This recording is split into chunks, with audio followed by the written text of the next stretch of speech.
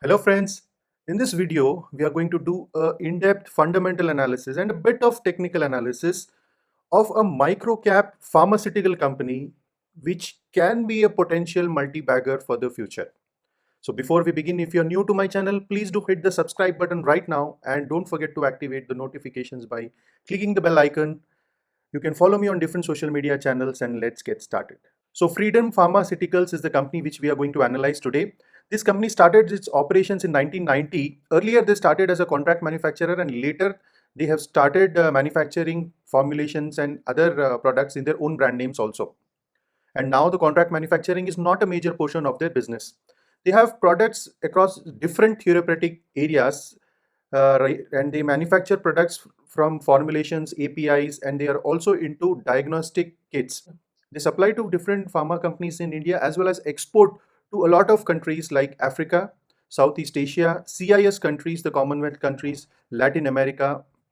They have the promoters have more than 27 years of experience in manufacturing of pharmaceuticals, and they are recently the company has started manufacturing ointments and also pellets. This company is venturing into dietary and herbal supplement products, nutraceuticals, and also animal healthcare products. This is a group of pharma companies, one of which is listed, and the other group companies are Freedom Healthcare Private Limited and Fredna Enterprises. Their anti-diabetic products have a good name and a good sale in the market, and they are focusing more on countries like Russia, continents like Africa, and Sri Lanka. If you see globally, these are all the countries where they have quite a good presence. Now let's talk about the management of the company. Mr. Frieden Medhora is the managing director of the company. He is the managing director since 2014.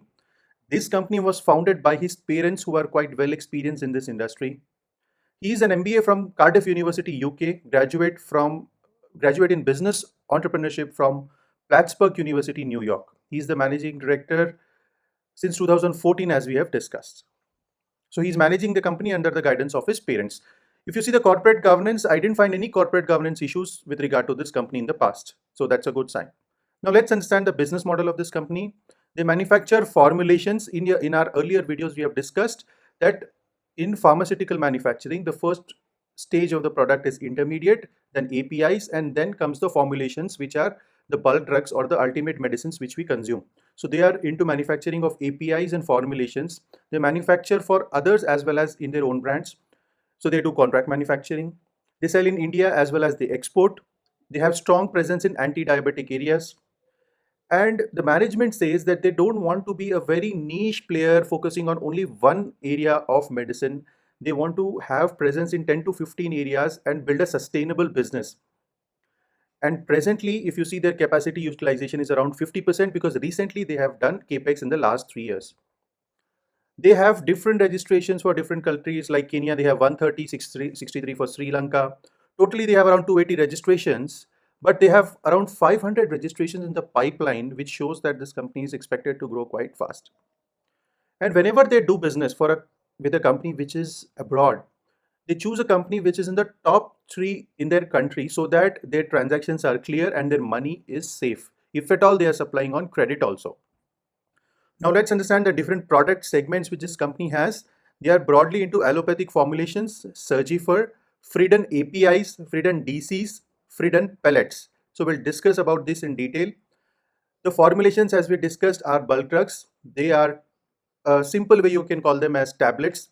So they are into antacids, antibacterial, diabetic, obesity, anti-malarial, antiviral. Like this, there's a long list of different areas in which they have presence in manufacturing formulations. Now, when you come to Surgifer, this is the name which they are using for their surgical products.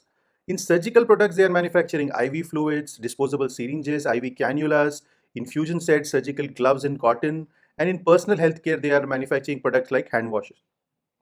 Coming to the APIs, again in API, they cover a lot of areas. Just to give an example, I've listed out few on the screen. I would not get into the details and start naming them, but broadly you can understand they have API presence in a lot of areas. Coming to the DCs are direct compressible granules. So what are these? These are shortest and most effective and least complex way to produce tablets.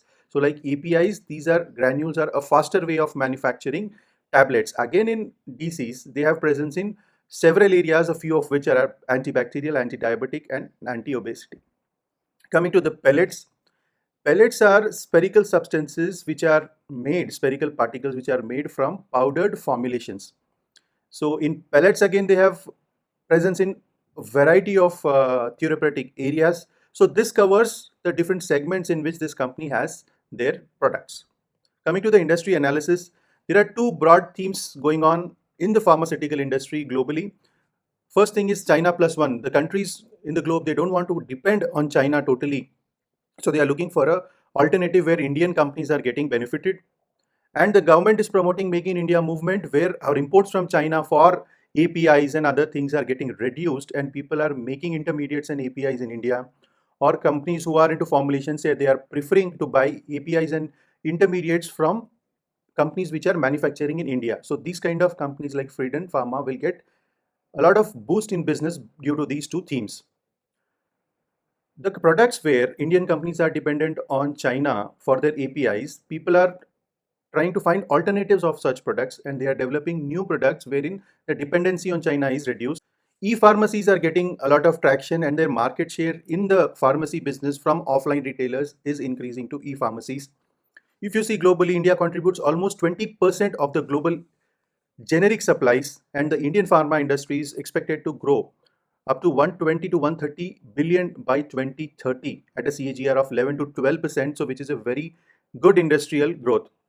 And India will be in the top 5 markets globally by then.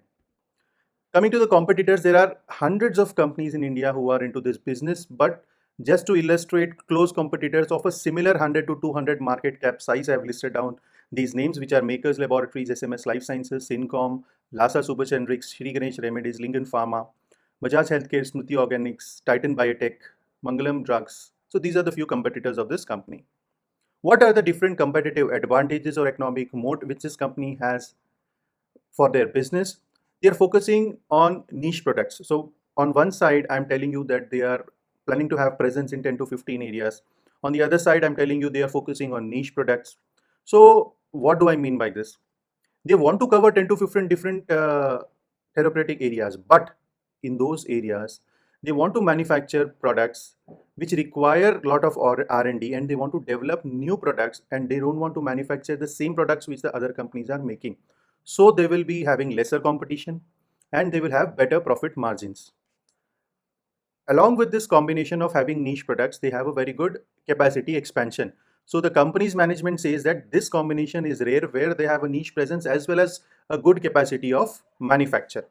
They have multiple product offerings as we have discussed in the earlier slides. They have brands in other countries which are market leaders in some of the areas in Nigeria and Sri Lanka.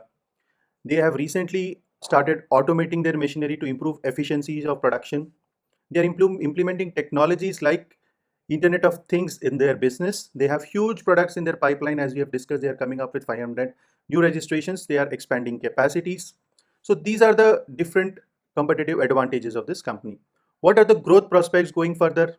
They have recently carried out some expansion of the units in the last 3 years, and they will continue to expand going further as their capacity utilization becomes full. They will increase their exports to different countries and apply and get licenses in more and more countries and more products in their existing countries. The management expects that going further, the economies of scale will come into play and their profitability margins will increase. They are investing in research and development extensively. They will increase their production efficiencies, which lead to higher profitability. There are a lot of drug approvals in the pipeline. They have ventured into new segments like ointments as well as pellets. They are focusing on brand building and marketing because they just don't want to be a contract manufacturer. They are targeting 143 new product registrations in this calendar year itself.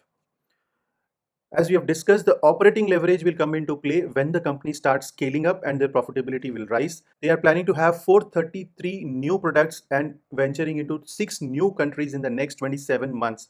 And in this year, FY20, they have spent about 67 lakhs in research and development, and they will continue to invest more in R&D going further. What are the different risks which you could face while investing in this company? Sometimes this company is entering into losses because of their thin margins. In quarter ended June 12, 2018 and March 2020, the company reported losses. And these losses are mostly because of the rise in cost of the raw materials, which are APIs. So the low margins of profit could be an area where you should focus on as a risk.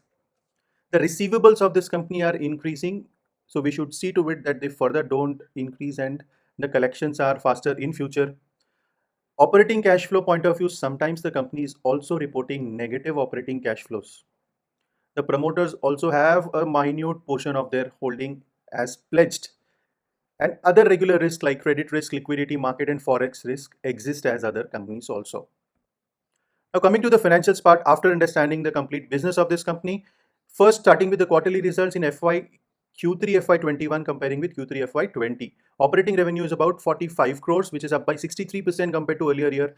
EBITDA about 3 crores, up by 23%. EBITDA margin is 6.74 versus 9.37. So you see that the margin has gone down. PAT is 1.34 crore, up about 31%. PAT margin, again, profit margin, net profit margin has gone down to 2.92% compared to 3.66 earlier year. So this reason for reduction in margins is because of the increase in raw material prices. If we see the 5-year trends, operating revenue is growing at a CAGR of about 35% from 57 crores in FY17 to 118 crores in the trailing 12 months. Profitability is a little concern right now, and it is somewhere moving between 2 to 4 crores per year. Borrowings are under control. It has increased to 35 crores in FY20 but brought down to 18 crores in September 2020. Trade receivables, an area to watch out for, is increasing, and in September 20 it has reported a trade receivables about 43.64 crores, which is on the higher side if we see the revenue of the company. Now coming to the other financial highlights, equity is consistent, reserves are growing pretty fast, debt to equity ratio is 0.44, which is decent for a growing company. Cash of about 2 crore, no investments because the company is investing into expansion. The capex is continuously done, so the fixed assets are increasing. Remuneration to whole-time directors, the family consisting of these 3 family members, the parents and son, is about 49.2 lakhs per year, which is fair, I suppose. Negative cash flows in FY20 could be a area to watch out for going further. ROE is about 4.6, ROC 12.47%, which are not very attractive. Inventory turnover ratio is 2.23, again, which is less.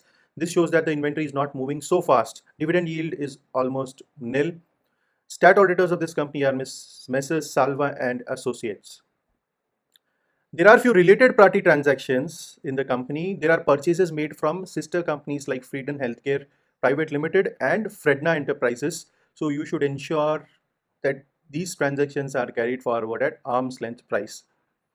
And there's also a rent payment to Mr. Nariman B. Medhora, who's father of Mr. Friedman Medhora, for utilizing the godown office. So these are the related party transactions which should be under our radar when we are investing in this company. Now let's discuss the shareholding pattern. Public holds about 46%, promoters 52%, DIA is 1.9%, and there is no FII holding.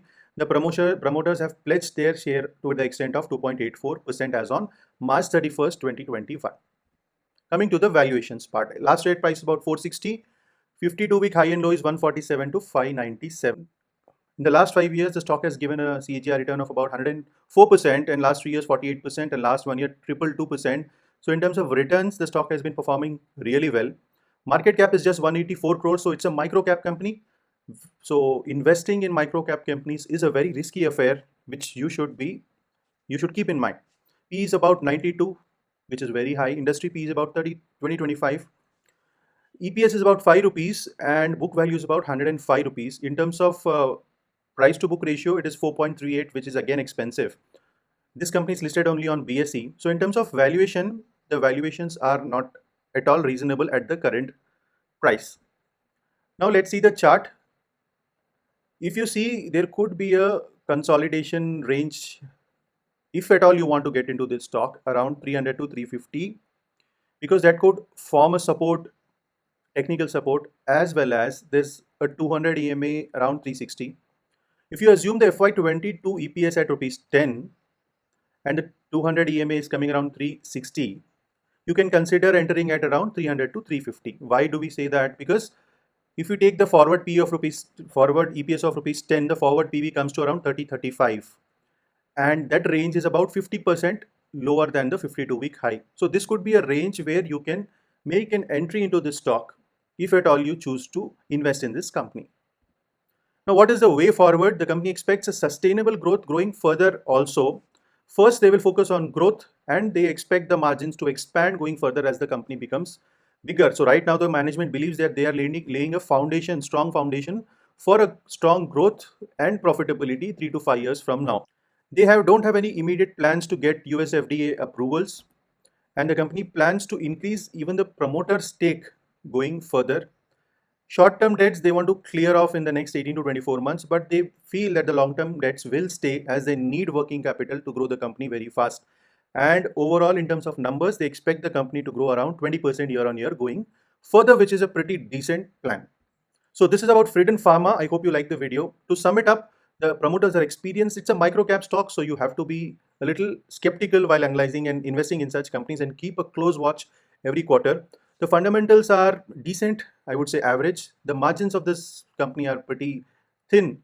The growth has been consistent. There are strong products, hundreds of products, registrations in the pipeline. Cash flow sometimes is turning negative. The promoters are having pledge. The competitive advantage I did not find so strong, but the sector is having a lot of tailwinds as this sector is expected to grow at 11 to 12% CAGR growth rate. Debts are in control. Competition is very high and valuations at the current levels are expensive. So this company deserves a close watch.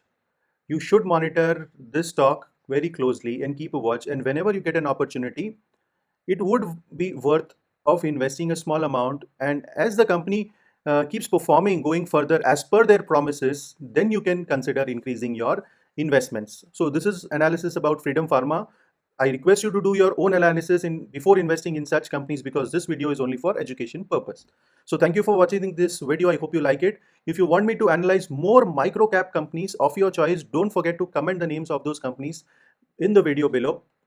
So subscribe to the channel, hit the bell icon. Do consider joining our YouTube community where we are discussing live market analysis and stock analysis during the market hours. Follow me on social media channels and have a wonderful, wonderful